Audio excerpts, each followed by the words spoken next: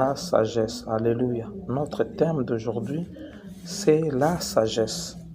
Nous allons lire un peu beaucoup de textes, mais qui vont nous conduire dans cela. Le premier texte, nous sommes dans Romains 16, du 7 à 20, qui dit « Je vous exhorte, frères, à prendre garde à ce qui cause des divisions et des scandales au préjudice de l'enseignement que vous avez reçu. Éloignez-vous d'eux, car de tels hommes ne servent point Christ, notre Seigneur, mais leur propre ventre. Par des paroles douces et flatteuses, ils séduisent le cœur de simples. Pour vous, votre obéissance est connue de tous. Je me réjouis donc à votre sujet et je désire que vous soyez sages en ce qui concerne le bien, pur en ce qui concerne le mal. Le Dieu de paix écrasera bientôt Satan sous vos pieds. Que la grâce de notre Seigneur Jésus-Christ soit avec vous. Alléluia. Notre thème, la sagesse. Alléluia. Ici, nous voyons que Dieu nous dit, je vous exhorte, frères, à prendre garde à ce qui cause des divisions et des scandales au préjudice de l'enseignement que vous avez reçu. Amen.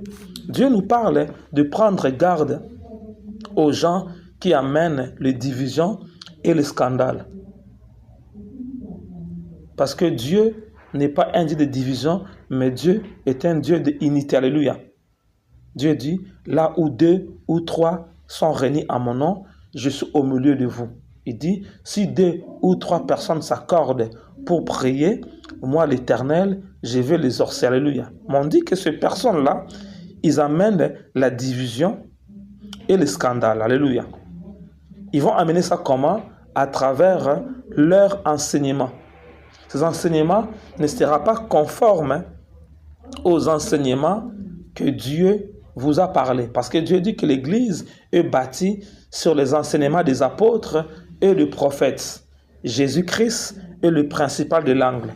Pourquoi les apôtres? Pourquoi les prophètes? Parce qu'aux temps anciens, c'était les prophètes qui ont écrit la Bible de l'Ancien Testament. Alléluia. Le Nouveau Testament a été écrit par les apôtres qui ont marché avec Jésus. Alléluia. Et donc, les apôtres, ils ont vécu avec Jésus physiquement. Les prophètes ont vécu avec Jésus spirituellement. Et aux temps anciens, pour aller écouter Dieu, il fallait trouver un apôtre, un prophète pour te parler. Alléluia. Et Dieu dit que l'Église est bâtie sur le fondement des apôtres et des prophètes. Jésus-Christ est le principal de l'angle. Mais Dieu dit que ces personnes qui viennent, ils causent des divisions et des scandales. Alléluia. Ils vont le causer comment? À travers leur enseignement. Leurs enseignements ne seront pas cadrés par rapport à la parole de Dieu. Parce que Dieu dit, si tu crois, tu seras sauvé, toi et ta famille. Alléluia. Dieu nous dit aussi que notre combat n'est pas contre la chair ni le sang, mais contre les principautés, les dominations, les esprits méchants de l'Église céleste. Mais lorsque ils amènent des gens, ils vont amener des enseignements qui ne cadrent pas avec la parole de Dieu. Ils vont venir diviser les gens. Alléluia. Ils vont aussi venir empêcher les gens de prier. Ils vont aussi empêcher les gens réellement de demeurer dans la doctrine du Christ. Alléluia. Et Dieu dit, éloignez-vous d'eux, car de tels hommes ne servent point Dieu, ne servent point Christ et notre Seigneur. Il dit que ces hommes-là ne servent pas Christ et notre Seigneur. Mais ces personnes-là viennent avec les enseignements de Dieu, mais ils ne servent pas réellement Christ est notre Seigneur, parce que s'ils servaient Dieu, ils devaient laisser les gens de demeurer ensemble pour prier. Alléluia. Parce que Dieu dit, si tu crois, tu seras sauvé, toi et ta famille. Alléluia. Mais sauf que lorsque ils viennent, ils vont dire, si tu crois, tu seras sauvé seulement toi-même. Pas ta famille, alléluia. C'est comme s'ils viennent te diviser avec ta famille, alléluia. Et Dieu nous interpelle que, éloignez-vous d'eux, car de tels hommes ne servent point Christ et notre Seigneur, mais leur propre ventre. Alléluia. On dit que ces personnes-là qui viennent pour diviser, qui sont des scandales, ils ne servent pas Dieu, mais servent leur ventre. Alors lorsqu'on parle de terme ventre, cela veut dire que ces personnes-là regardent seulement le bien matériel. Or Dieu, il est mort pour nous d'abord pour recevoir le bien spirituel. Alléluia. Parce que Adam et Ève, ils ont perdu réellement l'autorité qu'il avait et Jésus est venu pour que nous puissions avoir cette autorité qu'on avait perdue dans le jardin d'Éden. Alléluia. Mais ces personnes-là, leur Dieu, c'est leur ventre. Alléluia. Il dit, par de paroles douces. Lorsqu'il vient pour faire leur enseignement, ils auront des paroles douces. Alléluia. Et ils seront, et par des flatteries aussi. Il va te dire, ah, tu es belle, tu es bien habillée. Donc, il va juste toucher ton ego pour te dire, ah, vraiment, tu es une belle femme. Ah, avoir une femme comme toi, vraiment, ah, c'est bien. Hein? Tu es un beau gars, vraiment, ah. Donc, du coup, lorsqu'il te met ça, du coup, comme le corps aime ça, tu es content. Ah, cet homme-là, il m'a dit des choses comme ça. Donc, vraiment, et du coup, il vient par la flatterie et il vient avec des paroles douces. Amen. Mais il ne va pas te communiquer les choses qui viennent en haut. Or, Dieu dit, celui qui vient d'en haut est plus grand que celui qui est dans le monde. Il dit encore, il séduit leur cœur simple. Donc, il travaille avec la séduction aussi. Il dit, il séduit leur cœur, ils séduisent le cœur de simple. Donc, il va utiliser la flatterie, la douceur, parole douce, et il va séduire le cœur qui sont simples. Lorsqu'on parle de cœur simple, ça veut dire quoi? Une personne dont son cœur n'est pas totalement à Dieu. Parce que ton cœur est encore simple. Dieu n'a pas encore pu prendre toute la possession de ton cœur. Alléluia. Lorsqu'ils viennent, ils vont trouver des personnes qui vont les écouter, les personnes qui vont aimer les éloges qu'ils vont faire pour eux, et cela va lui permettre réellement de créer la division. Alléluia.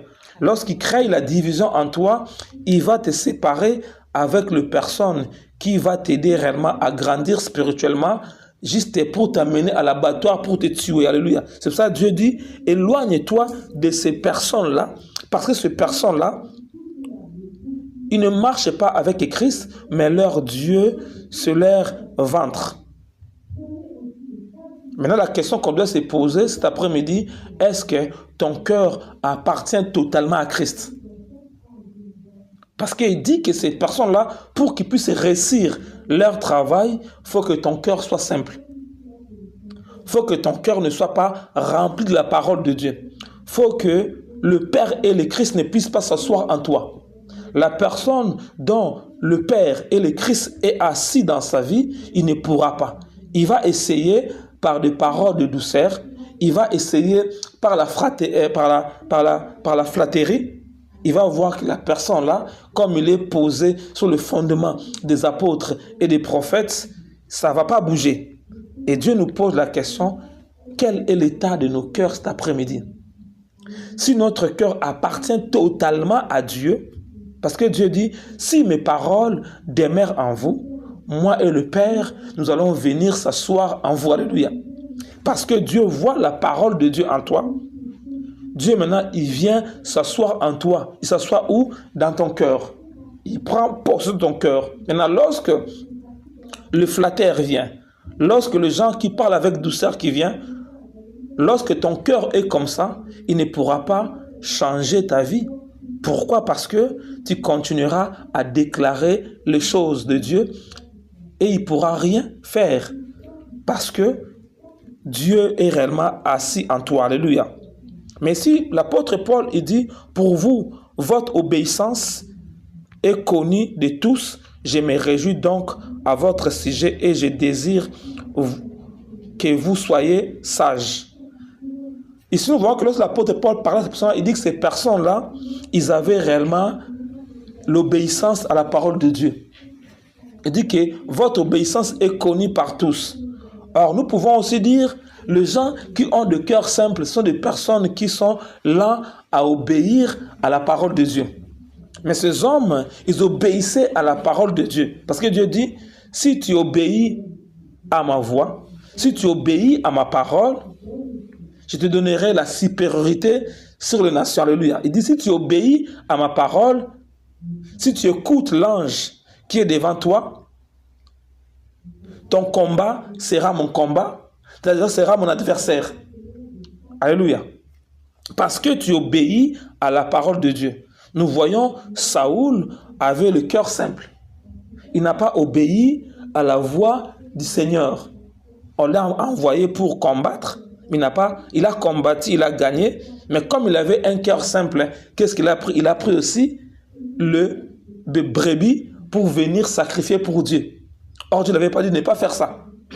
Et Dieu révèle au prophète qu'il a fait quelque chose qu'il ne devait pas faire. Et son cœur était simple. Donc, par la voix de Jean, les gens ont changé la manière dont ils voulaient faire. Alléluia. Et Dieu nous interpelle que réellement, nous devons obéir à Dieu.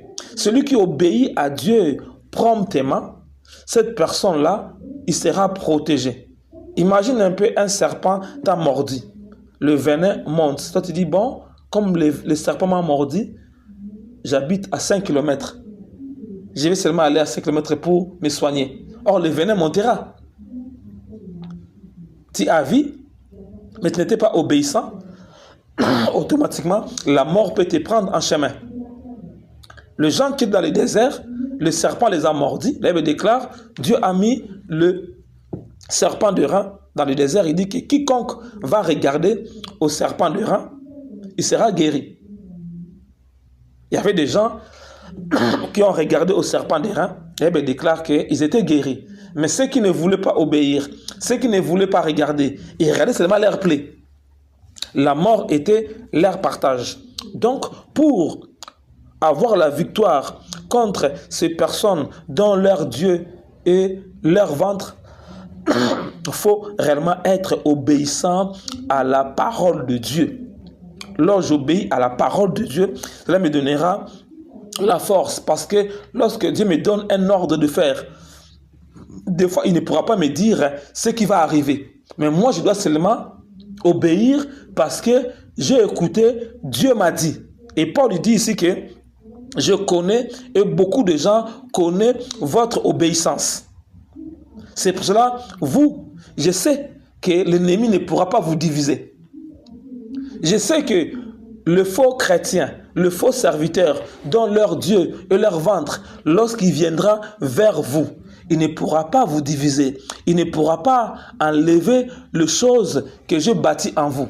Il ne pourra pas. Parce que je sais que vous obéissez à la parole de Dieu. Mais je vous demande d'être sage. Amen. Je vous demande d'être sage. Je dis, je désire que vous soyez sages en ce qui concerne le bien, pur en ce qui concerne le mal. Donc, la sagesse de Dieu en vous va vous permettre de comprendre ce qui est bien et ce qui est mal. Parce que la sagesse va te permettre de regarder la chose bien pour trouver la bonne part et le mauvais part. Et Dieu dit, si réellement tu sais séparer le bien et le mal, tu seras la bouche de l'Éternel. Amen. Il faut que je sache séparer le bien et le mal. Il dit, pour vous, je vous demande d'être sage en ce qui concerne le bien, pur en ce qui concerne le mal. Dans le bien et le mal. Nous sommes dans la vie où il y a le bien et le mal. C'est à l'homme de décider de faire le bien. C'est à l'homme de décider de fuir le mal. Alléluia. Mais la sagesse de Dieu, c'est ça qui va te permettre réellement de faire cela. Lorsque tu rentres dans la sagesse de Dieu, cela va te permettre réellement d'avoir l'autorité et de commencer à écraser le diable dans toutes les choses qu'ils pourront faire. Et il dit, le Dieu de paix écrasera bientôt Satan sous vos pieds, que la grâce de notre Seigneur Jésus soit votre partage. Lorsque la sagesse entre en toi, automatiquement, tu auras une nouvelle grâce, une nouvelle puissance et automatiquement, tu vas commencer à écraser Satan. Comme Dieu dit, il nous a donné le pouvoir de marcher sur les serpents. Marcher et écraser, c'est deux choses différentes. Lorsque je marche, il ne peut pas mourir. Mais lorsque j'écrase, c'est qu'il est mort. Alléluia. J'ai le pouvoir de marcher sur les serpents, les scorpions. Mais lorsqu'on dit d'écraser, ça c'est autre chose. Alléluia. Et nous pouvons dire que Jésus a écrasé Satan à la croix. Donc Dieu va te faire entrer de la dimension de comprendre la puissance qui découle de la croix. L'ennemi, lorsqu'il viendra vers toi, tu vas commencer à l'écraser parce que réellement la sagesse entre réellement dans ta vie. Alléluia. Parce que la sagesse est entrée dans ta vie. Alléluia. Lorsque nous partons dans Philippiens 3, Philippiens 3, le verset 2 à 3, on va voir que là-bas, Dieu nous parle réellement de ces personnes-là qui dit que leur Dieu, c'est leur ventre. L'apôtre Paul nous le montre leur vraie forme. Il dit encore, prenez garde aux chiens, prenez garde aux mauvais ouvriers, prenez garde aux circoncis, aux faux circoncis. Donc on peut dire, ces personnes-là qui marchent en contradiction de Jésus, dont leur Dieu est le ventre, ils sont d'abord le chien, ils sont aussi les mauvais ouvriers. 3, ils sont aussi des faux circoncis. Amen.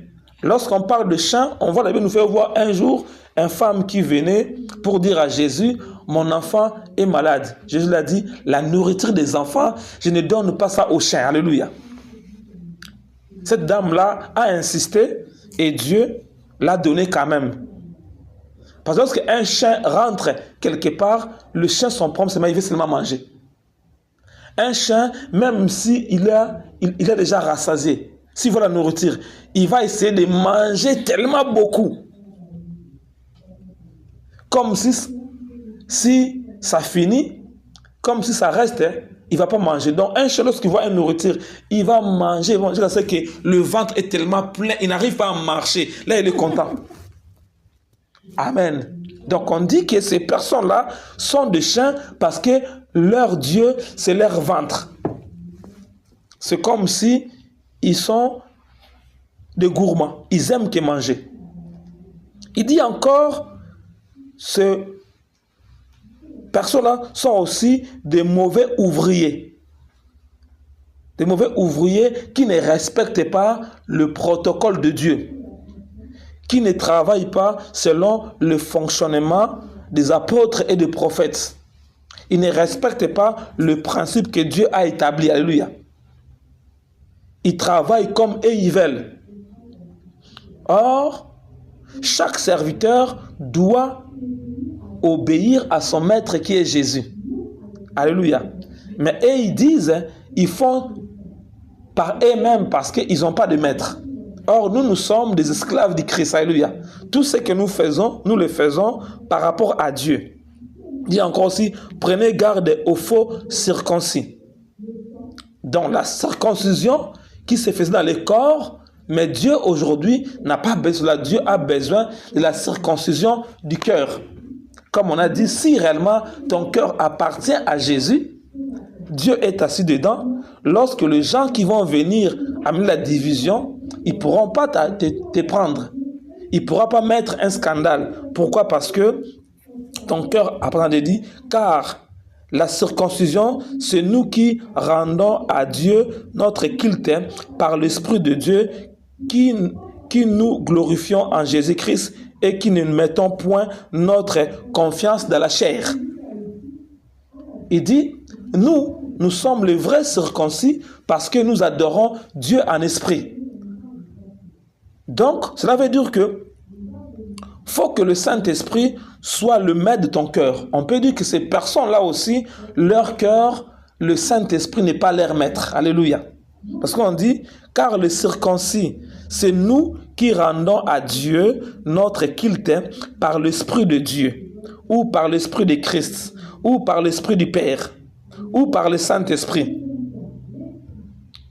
qui nous glorifions en Jésus-Christ et que nous ne mettons point notre confiance à la chair. Amen.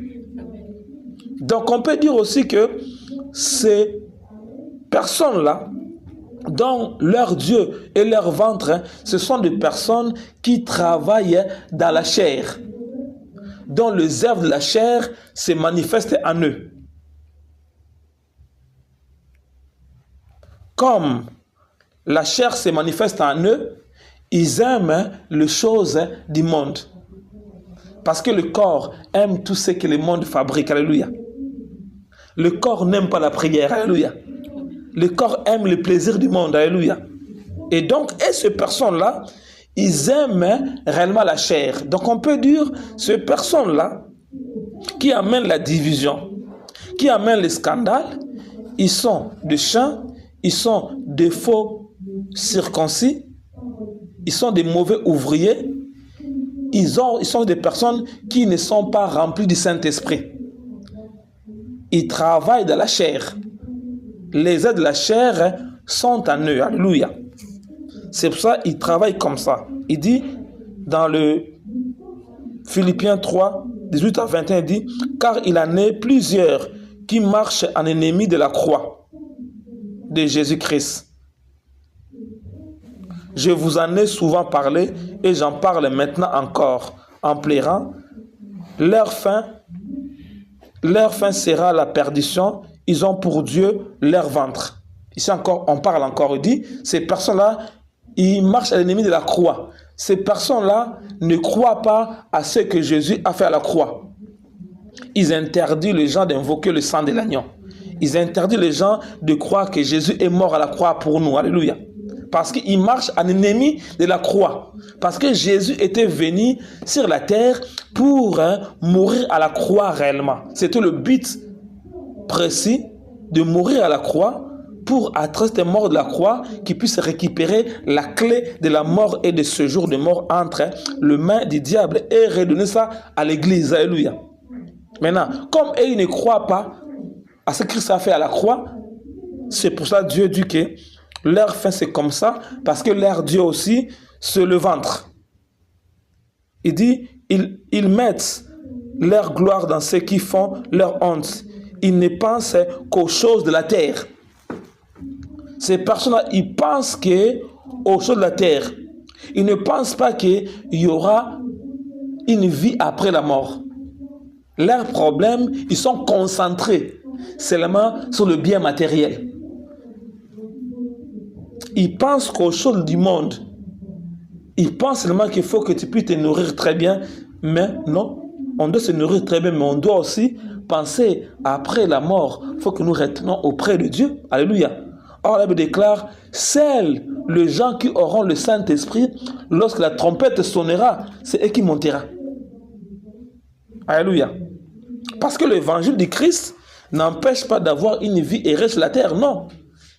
Tu dois avoir une vie heureuse sur la terre, mais tu dois d'abord avoir le Saint-Esprit en toi. C'est pour ça que Dieu a dit aux apôtres, ne partez pas, attendez, vous puissiez avoir le Saint-Esprit.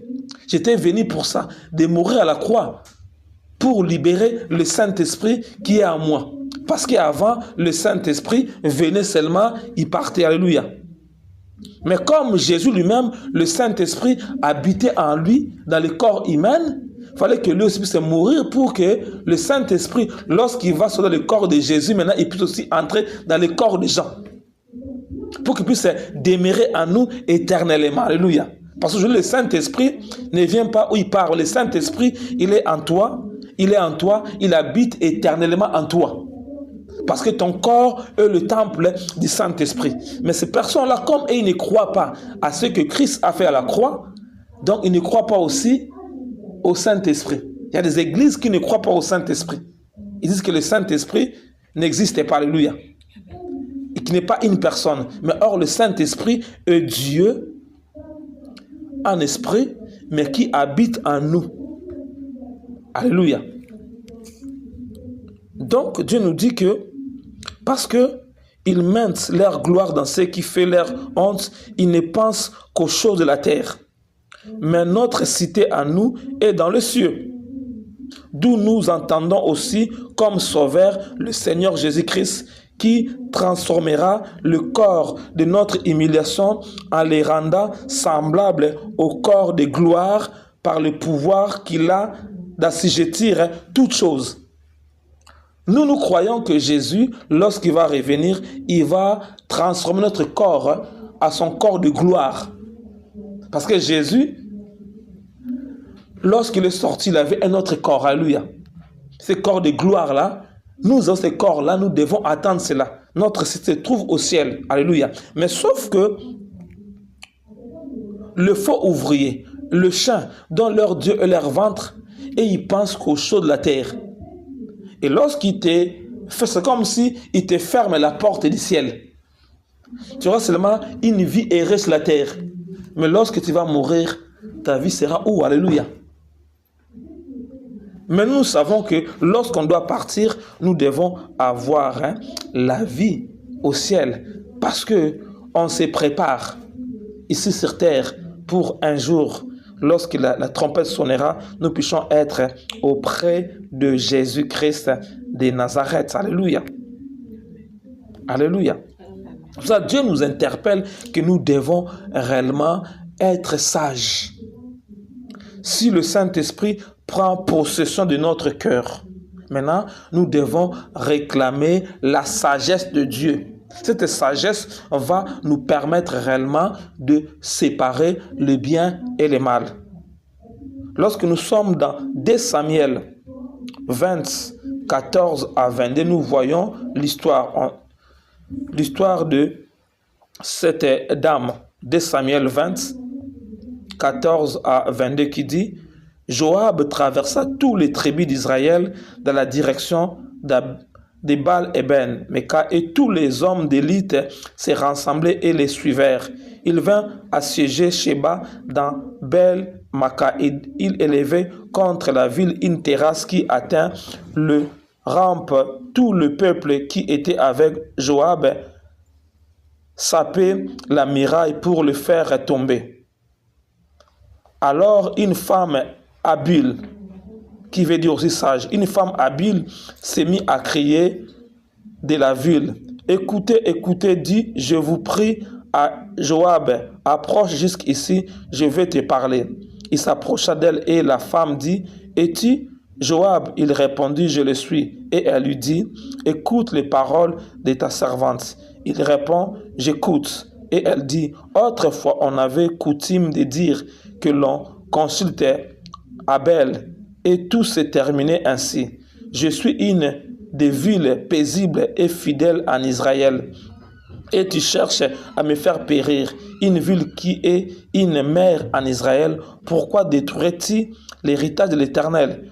Joab répondit: Loin, loin de moi la pensée de détruire et de ruiner. La chose n'est pas ainsi. Mais un homme de la montagne d'Éphraïm, nommé Sheba, fils de Bécri, a levé la main contre le roi David. Livrez-le, lui seul, et je m'éloignerai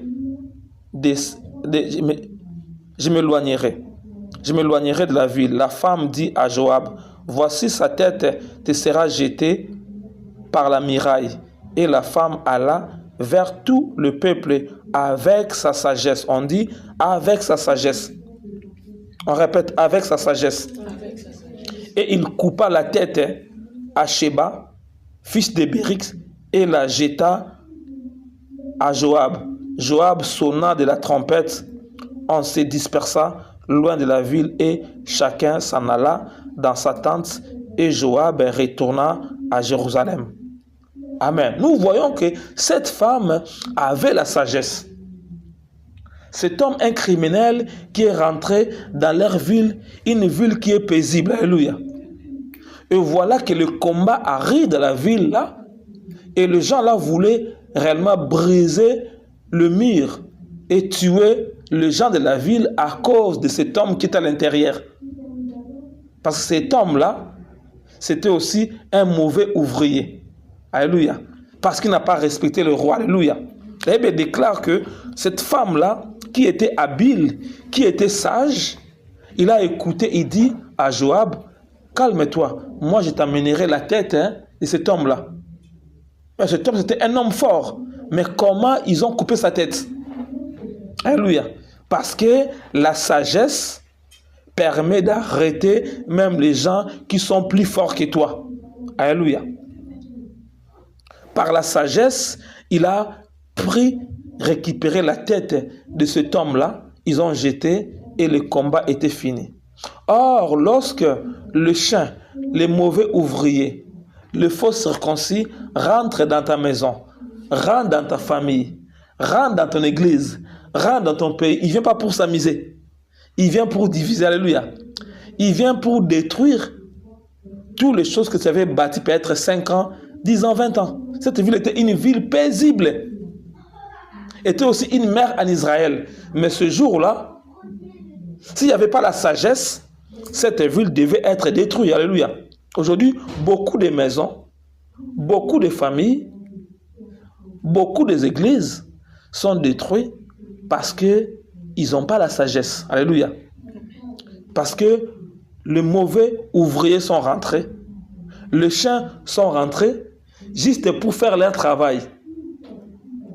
Il faut savoir comment les arrêter. Alléluia. Cette femme avait la sagesse, il a pu arrêter réellement cette personne, on l'a coupé la tête. On lit encore le texte dans 1 Roi 3, 16 à 27. J'ai dit, on dit, alors 2 femmes prostituées virent chez le roi et se présentèrent devant lui. L'une des femmes dit, pardon mon Seigneur, moi et cette femme, nous demeurons dans la même maison et je suis accouché près d'elle dans la même maison. 3 jours après, cette femme est aussi accouchée. Nous habitions ensemble. Aucun étranger n'était avec nous dans la maison. Il n'y avait que nous 2. Le fils de cette femme est mort pendant la nuit parce qu'elle s'était couchée sur lui. Elle s'est levée au milieu de la nuit. Elle a pris mon fils et à mes côtés tandis que ta servante dormait. Et elle a couché dans son sein et son fils qui était mort, elle a couché dans mon sein. Le matin, je me suis levé pour allaiter mon fils et voici, il était mort. J'ai regardé attentivement le matin et voici, ce n'était pas mon fils que j'avais enfanté. L'autre femme dit, au contraire, c'est mon fils qui est vivant et c'est ton fils qui est mort. Mais le premier répliqua, nullement, c'est ton fils qui est mort et c'est mon fils qui est vivant. C'est ainsi qu'elle parlait devant le roi. Le roi dit, l'un d'eux, c'est mon fils qui est vivant et l'autre, mon fils qui est mort. Et l'autre dit, nul, c'est ton fils qui est mort et c'est mon fils qui est vivant. Puis il ajouta, apporte-moi un épée. On apporta un épée devant le roi. Et le roi dit, coupe en 2 l'enfant qui vit et donne-en la moitié à l'un de l'autre. Alors la femme dont le fils était vivant sentit ses entrailles se mouvoir pour son fils et elle dit au roi, ah, mon Seigneur, donne-lui l'enfant qu'il vit et ne le fait point mourir. Mais l'autre dit, il ne sera ni à moi ni à toi, coupe-le. Et le roi prenant la parole et dit, donne à la première l'enfant qui vit et ne le fait point mourir.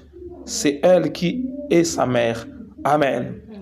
Nous voyons que la sagesse de Salomon a permis de trancher la chose. Alléluia. Mais cette femme aussi, parce qu'il avait bien regardé son enfant, lorsqu'il a vu l'enfant était mort, il a bien regardé, alléluia.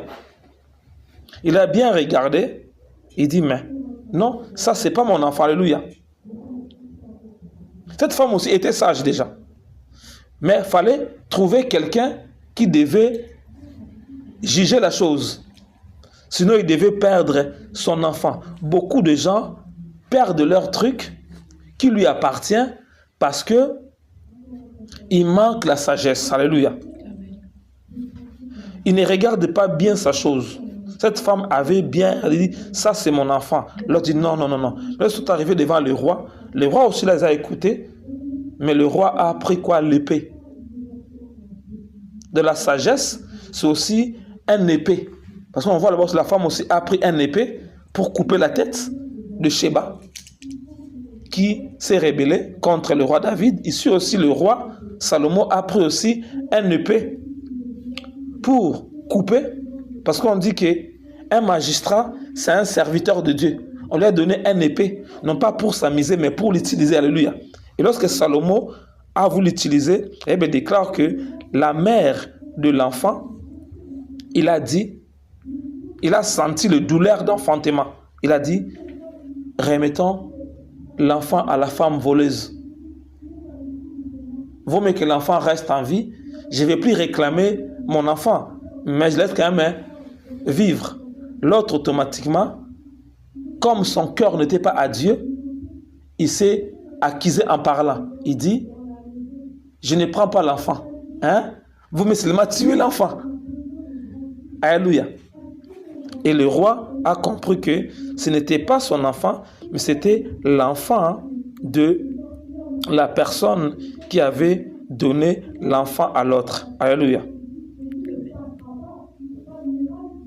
Donc Dieu nous interpelle que réellement, lorsque la sagesse vient en toi, cette sagesse va te donner la capacité de trancher les choses.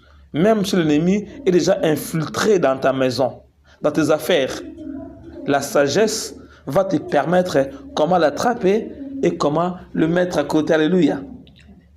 Jésus aussi, Judas était à côté comme un chien aussi. Alléluia. Mais Jésus savait comment le gérer. Alléluia. Et à la fin, il a dit, celui qui trempera avec moi, c'est lui qui va me vendre. Alléluia. Et Judas aussi, il vient aussi, trempe aussi. Alléluia.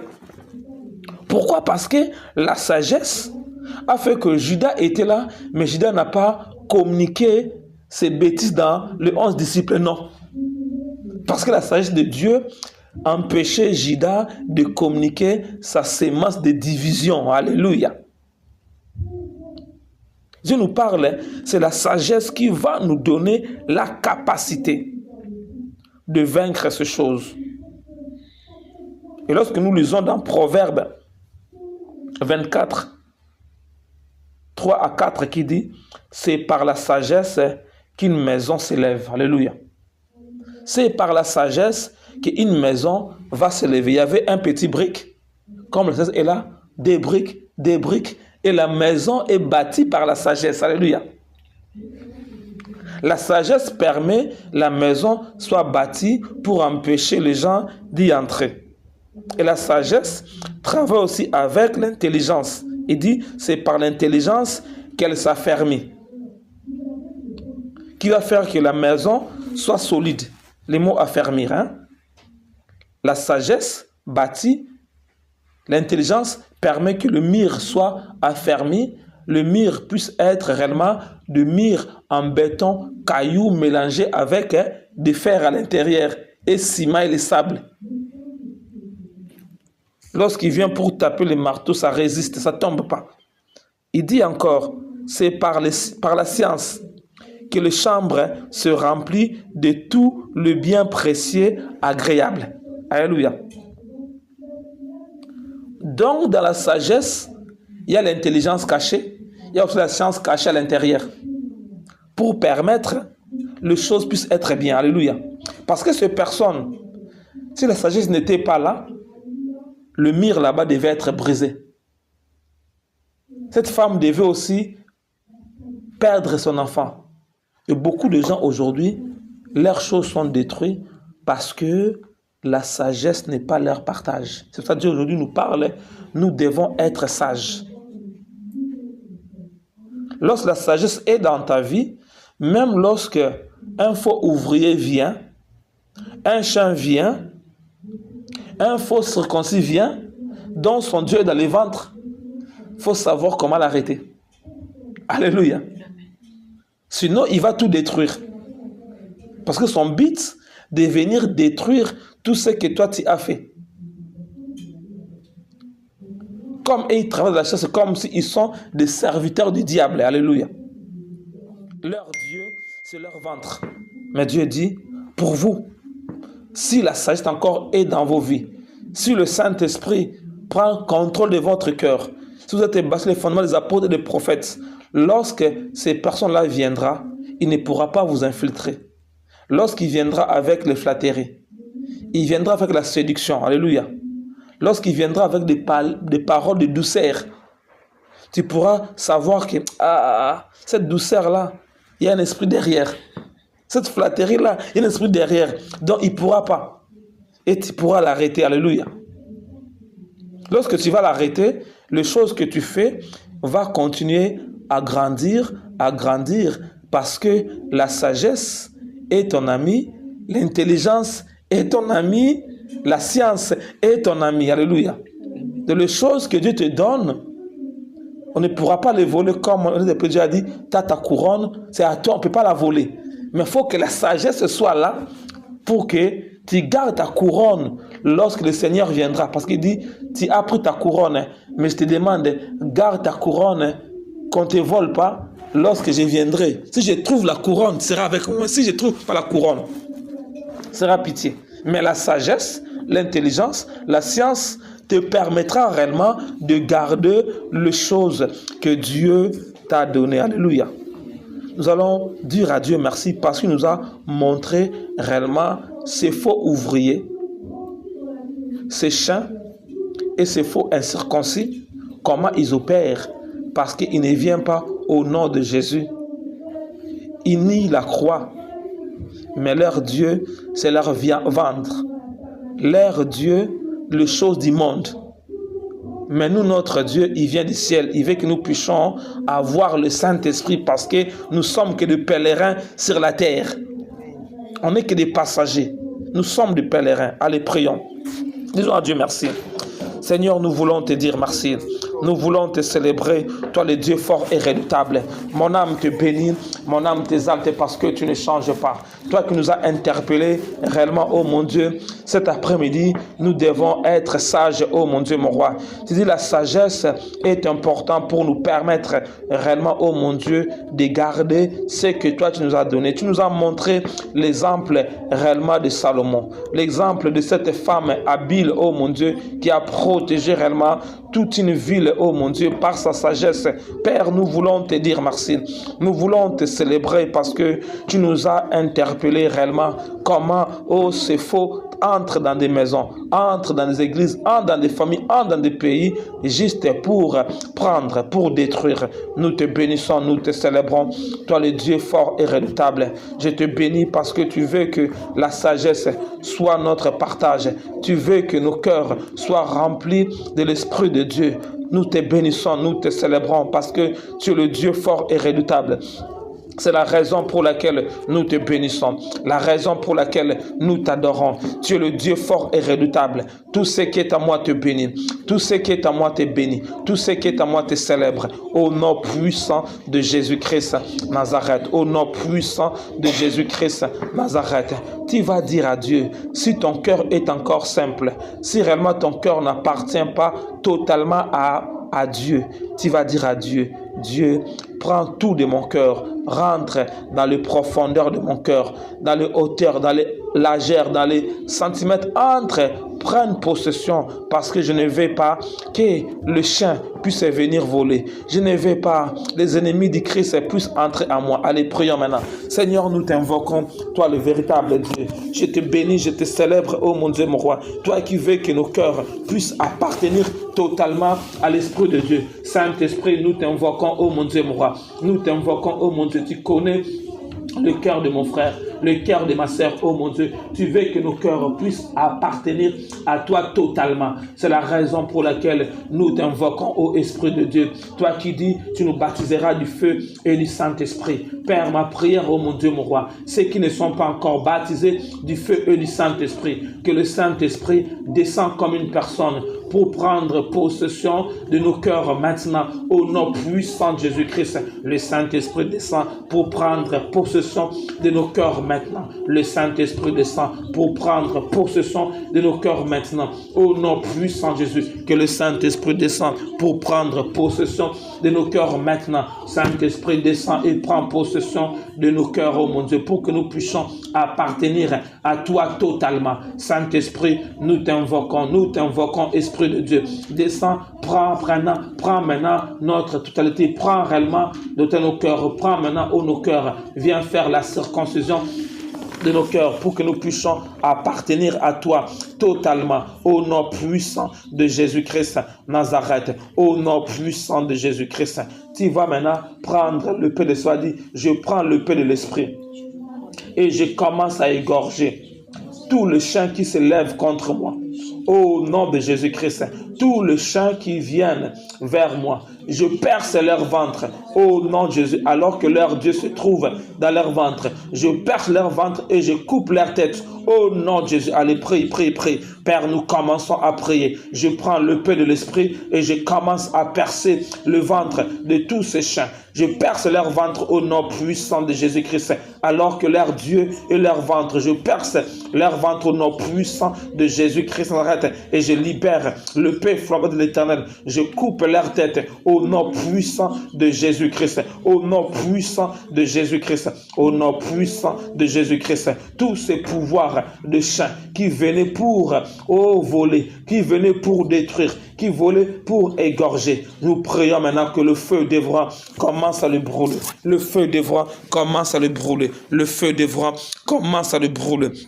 Le feu d'Évra commence à le brûler. Le feu d'Évra commence à le brûler. Labra chakarabro shundokrobro. Labra chandakrobro chakaraba. Le feu d'Évra le brûle. Le feu d'Évra le brûle. Le feu d'Évra le brûle. Le feu d'Évra le brûle. Le feu d'Évra commence à le brûler. Le feu d'Évra commence à le brûler. Le feu d'Évra commence à le brûler. Le feu d'Évra commence à le brûler. Le feu d'Évra commence à le brûler. Le feu d'Évra commence à le brûler. Au nom puissant de Jésus-Christ. Le feu d'Évra commence à le brûler au nom puissant de Jésus-Christ. Le feu d'Évra commence à le brûler au nom puissant de Jésus-Christ. Le feu d'Évra commence à le brûler au nom de Jésus-Christ. Tu vas dire, Seigneur, remplis-moi de la sagesse. Que l'esprit de la sagesse soit mon partage pour savoir comment attraper tous les faux circoncis qui pourront s'infiltrer dans ma vie. Au nom de Jésus-Christ, remplis-moi de ta sagesse. Au nom de Jésus-Christ, remplis-moi de ta sagesse. Au nom de Jésus, allez, prions. Père, nous prions, commence à nous remplir de ta sagesse. Remplis-nous de ta sagesse, remplis-nous de ta sagesse pour que nous sachions garder les bonnes choses que tu nous as données et protéger ce que tu nous as donné, parce que tu dis la sagesse travaille avec l'intelligence, il travaille avec la science. Au nom puissant de Jésus, au nom puissant de Jésus, au nom puissant de Jésus-Christ, au nom puissant de Jésus-Christ, au nom puissant de Jésus-Christ, au nom puissant de Jésus-Christ. Tu vas dire à Dieu merci parce que il t'a donné la sagesse. Prions. Seigneur, nous te disons merci, nous te célébrons parce que tu as fait des choses extraordinaires. Nous te bénissons. Tu nous donnes la sagesse, oh mon Dieu, pour savoir comment contrecarrer réellement ces esprits. C'est la raison pour laquelle nous te bénissons, nous te célébrons. Reçois l'honneur, la louange, l'adoration au nom de Jésus-Christ Nazareth. Amen.